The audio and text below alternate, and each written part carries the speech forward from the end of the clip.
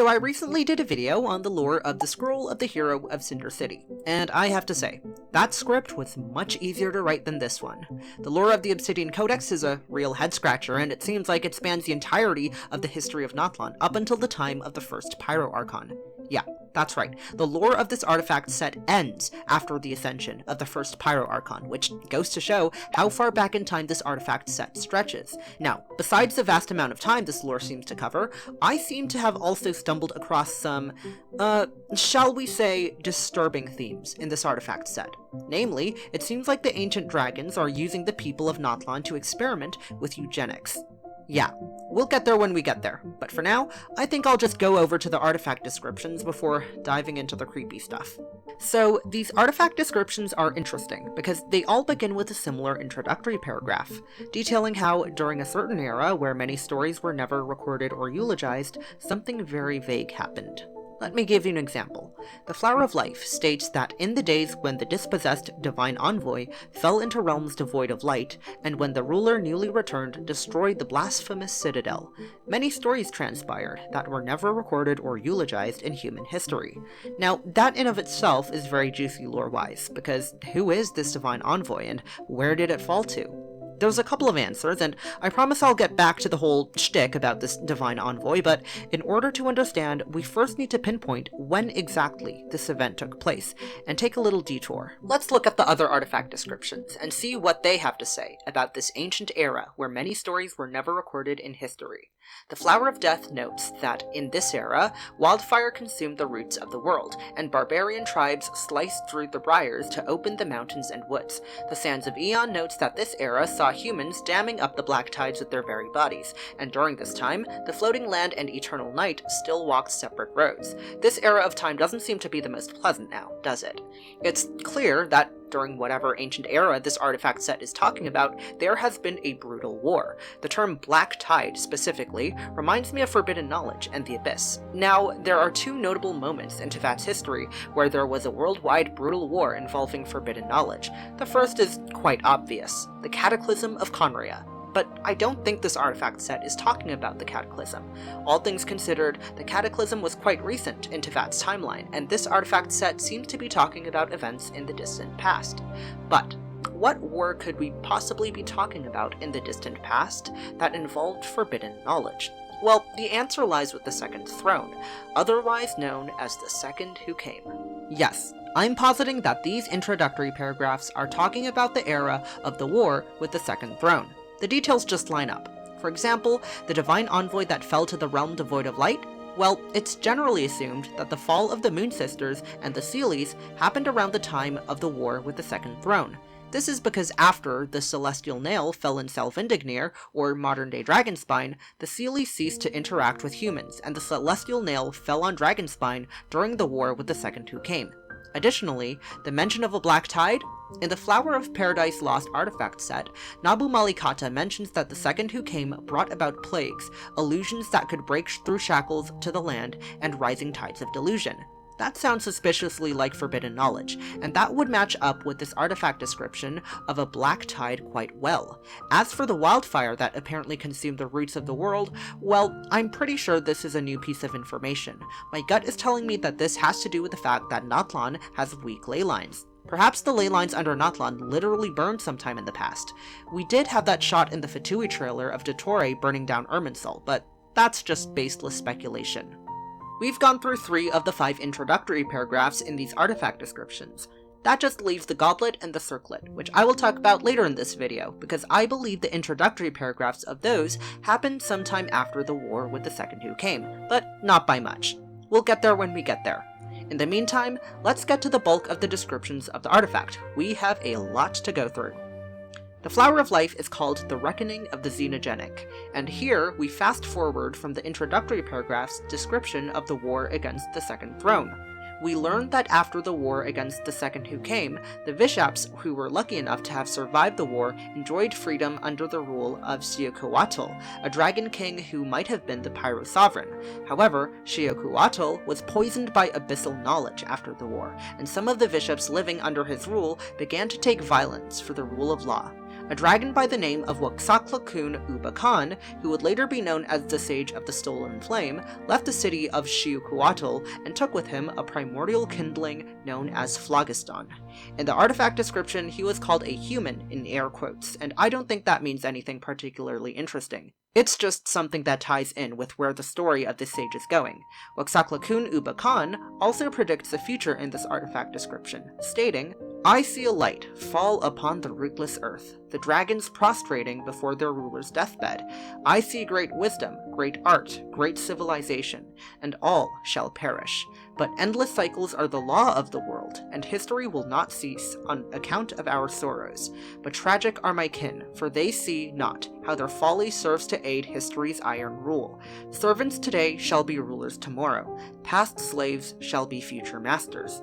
Our race is mired in spiraling contradiction inexorable. Only in sowing seeds shall we find salvation. Perhaps out there in the abundant primordial wilderness, there is a land that has yet to know the touch of filth and decay." Moving along, the Plume of Death is called the Root of the Spirit Marrow. This artifact description tells us what happens when the Sage of the Stolen Flame, Waxaklakun Ubakan, encountered humanity for the first time. The sage marveled at humanity's tenacity, unity, and courage, and would give humanity the gift of phlogiston, kind of like how in Greek myth, Prometheus stole fire from the gods and gave it to humankind. The gift of phlogiston, quote-unquote, civilized the barbarians that the sage encountered, but this gift also preordained the destinies of these humans and brought about the path of evolution. It is said that this new concept of evolution that the sage introduced by granting humanity the power of phlogiston deviated from the plans of the heavenly principles, and that evolution itself was a profaned path. At the end of this path, the sage foresaw that human blood would be poured into the derelict body of the moribund earth, merging two species and two bloodlines as one, and thus would an ancient pulse surge through a reborn civilization. Some pretty gnarly stuff. We are also told of the first human who met with the Sage of the Stolen Flame. The sage told him that, "But from your heirs shall come the savior of two worlds. He shall be brutal as the lions and scorpions, but as cunning as a wild fox. One day he shall slay the overlord of fire, and ascend to the oldest of thrones. Praise be unto the ruler of two worlds." The Sands of Aeon of this artifact set, known as the Myths of the Night Realm, continues the story of the human introduced in the last artifact piece. We learned that this human's name was Chalk, and he shared the secret of the phlogiston with his fellow tribespeople. Before long, new civilizations began to flourish, and the wheel of fate began to turn. Chalk and his companions apparently founded the first tribe in Natlan, and defeated an ancient wicked dragon. We don't know the identity of this dragon, however. It's probably not Xiuquatl. He'll come back up in the next artifact description, so perhaps this is an entirely new dragon we know nothing about thus far. In any case, Chalk's tribe eventually disbanded, and on the last night of his life, he climbed a high mountain to ignite the first flame. He hoped to see his former companions again, and the god of the Night Realm responded to Chalk. It is said that the birth of the first Wayab of the Night Kingdom occurred that day, amidst the chants of old friends. Now, the way this artifact description was phrased leads me to believe that the tribe Chalk founded was the Masters of the Night Wind, since his actions led to the creations of the Wayab. It's also quite interesting that the songs of the Wayab are described as the low whispers of old friends, almost as if it were a hive mind of sorts. Ashikai has a great video on her channel that details what she thinks the Wayab are, among many other things. You should check it out. I won't spoil the thesis of the Wayab section of her video though. The pre-banquet of the contenders, the goblet of this set, seems to take place after the majority of the trauma inflicted by the war against the Second Who came to pass.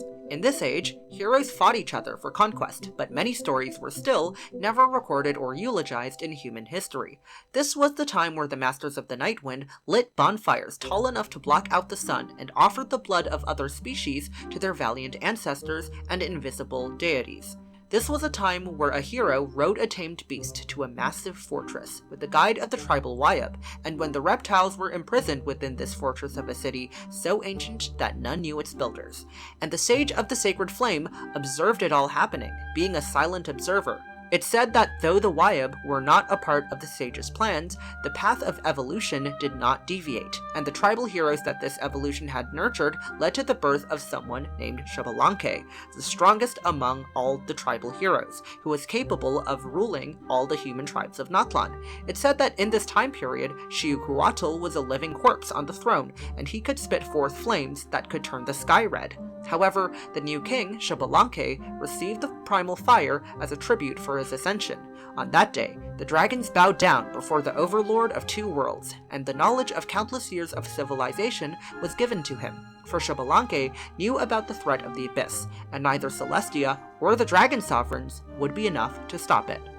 The circlet of Logos is called the Crown of the Saints, and it finishes up our story by talking about Xbalanque some more. This was an era where the Abyss came from the sky's edge and the heroes of Natlan went to fight it.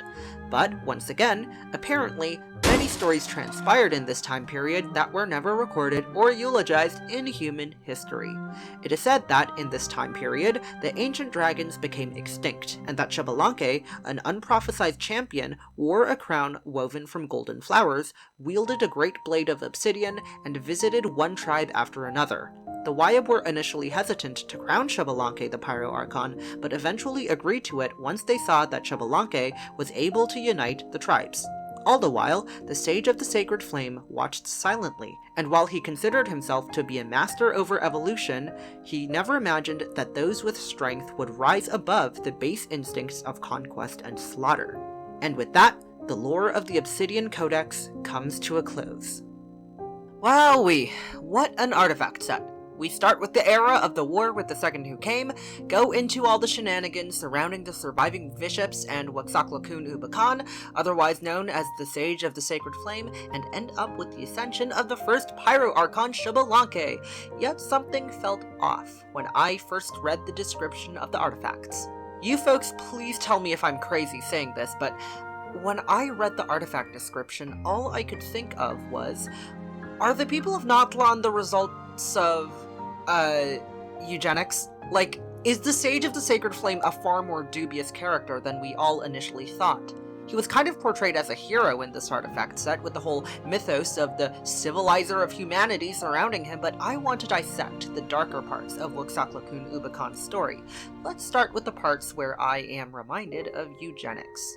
So for those of you who don't know, eugenics is, bad. Like, very bad. It's the immoral theory that racial improvement and planned breeding would result in a master race. It was popularized in the 20th century, and the most well-known application of eugenics was when it was adopted by the Nazis. This eventually led to the Holocaust, where the Nazis used their resources to quote-unquote cleanse the German people. Because apparently, quote-unquote, and I'm gonna do the whole quote-unquote thing a ton here, the Jews were poisoning the blood of the Germans. The Holocaust led to at least 400,000 victims, the near destruction of the Jewish people, as well as an organized effort to eliminate people of color, people of religious minorities, people with disabilities, and queer people. The reason behind all of this is that if these quote-unquote undesirable people weren't allowed to create offspring and breed, a master quote-unquote Aryan race would emerge. So that's obviously fucked. There's no other way to put it. But how does this apply to what Waxaklakun Ubakan is doing here? Well, let me try and walk you through this. First off, we are introduced with the concept of evolution in this artifact set, which by itself is a pretty ethically and philosophically neutral concept. However, it's said that the sage civilized these barbarians, referring to the people of ancient Natlan, as well as the fact that apparently Celestia had a plan for the humans, a plan which was thwarted by the sage after he gave the humans the power of Phlogiston. The fact that it's believed that humans need civilizing is problematic, and from what is done after, it's very visible that the quote-unquote taming of these humans was solely for the gain of the sage's plans. The sage told Chalk that from his heirs shall come the savior of two worlds, which at first seems like a pretty ethically neutral concept, because this is just a variation of the trope of the chosen one in many stories. However, when you start thinking about it, what the sage is actually doing is, dubious. Though the Envoy of Dusk was not part of its plan, the path of evolution did not thus deviate, and through careful selection and cultivation, the tribal heroes it had nurtured had ascended to the stage of competition between all parties. So I want you folks to think about the quote above, from the pre-banquet of the contenders. It's obvious that through countless years of planned breeding, the state of the humans of Natlan was altered artificially by the sage. We know that this was all planned because of the clause, through careful selection and cultivation. The intended destination of this experiment by the sage was to have the humans of Natlan compete and fight amongst each other in order to combat the abyss. What's worse is that the root of the spirit marrow specifically mentions that the sage wanted to merge two species and two bloodlines together, implying humans and dragons. That is not natural. The sage wants to create half-humans, half-dragons who would forcefully fight the abyss for him, and he oversaw countless centuries, if not millennia, of selective breeding. Jeez. Now, before you argue that this situation is more tame than it actually is, I just want to say that this is an experiment by the sage, and this was planned breeding that was happening for countless generations, enough time that this whole selective breeding process could be counted as an evolution of humankind. The sage was described in the Crown of the Saints as one who had thought itself master over evolution, which is just a really problematic statement on the surface. Sure, it's implied that the humans of ancient Natlan, Chalk specifically, knows about the prophecy that his descendant will ascend to archonhood one day, so one can argue that because these humans had agency, it's not too messed up. But I just want to say, over so many generations and over the course of the lives of so many people, it's virtually impossible to get the full consent of everybody, especially when we are talking about planned breeding. It's impossible to get the consent of a newborn and ask it if it wanted to be the product of draconic eugenics. After so many generations, there's bound to be people who aren't even aware of this plan. And what's worse is the fact that the sage seems to be conducting this experiment all because he wanted to create slave soldiers to fight the abyss. Don't believe me? Here's this quote. "The one who had thought itself master over evolution never imagined that those with strength would give it an answer beyond conquest and slaughter." This quote insinuates that the sage's initial intent when he gave the humans power over Phlogiston was for them to be machines of slaughter and conquest. It was unexpected when humans, when given strength, would look past those base instincts, at least to the sage. Now, the ends of this pursuit might justify the means, some might argue. The Nazis' application of eugenics was to create a human race that is quote-unquote clean and pure, which, looking at the knowledge we have today, is absolutely nonsensical and scientifically unsound, not to mention it is a moral nightmare. The sage, on the other hand, was trying to create a hero over countless years of evolution. The cause is noble, sure, but the methodology seems completely unsound. How does one rationally justify that the answer to finding a chosen one is to engage in hundreds or even thousands of years of planned breeding? I really hope that Genshin does not try to hammer home the message that, eugenics is a good thing. That would be very concerning. And good news, I don't think Genshin is trying to defend eugenics here. Even though Waxaklakun Uba Khan is tied to these extremist views, there are various points in the game where we see that he might not be viewed as a benevolent figure. For one, the academia lists interfering with evolution as one of its 6 sins. René de Petrichor was obsessed with evolution, though he called it transcendence, and he was certainly not viewed as a benevolent figure in the Narcissenkreuz storyline. The Narcissenkreuz Ordo was seen as an extremist group, akin to an actual Nazi faction in the world of Genshin. Throughout various world quests in Natlan, we hear a mysterious voice call out to us, and Paimon insinuates that this voice is that of Waxaklakun Uba Khan. It's even insinuated that the traveler's current title in Natlan, Chosen of Dragons, either means chosen by the sage, or chosen by the little Saurian companion we meet on our stay in Natlan. However, while we're in the Night Kingdom, we're given cryptic warnings. The cat in the Night Kingdom tells us to be wary of those with ill intent, and in the quest to return the Obsidian fragment to the temple, a tablet tells us to trust not lightly the so-called vision of the sacred mountain, reject his promise. All of these sources point towards the conclusion that what the sage did was more evil than it might appear on the surface, and he certainly isn't a figure that should be revered without question. In conclusion, the Obsidian Codex is dense, with a lot of lore from an expansive stretch of time during Natlan's history. Overall, we could probably call this artifact set the story of the Sage of the Sacred Flame and how the authority of fire, or Phlogiston, passed from the dragon sovereigns to the newer archons. Though the reputation of the Sage seems a bit neutral in the game's lore so far, especially with the knowledge that together with Xbalanque, the Sage actually unified Natlan, I want to challenge the reputation of the Sage. I think that we're going to learn in future world quests that the Sage did something terrible, and we need to intervene with whatever sins he might have committed. Anyway, that's enough of me rambling about dragon eugenics for one video. I'll see you in the next one.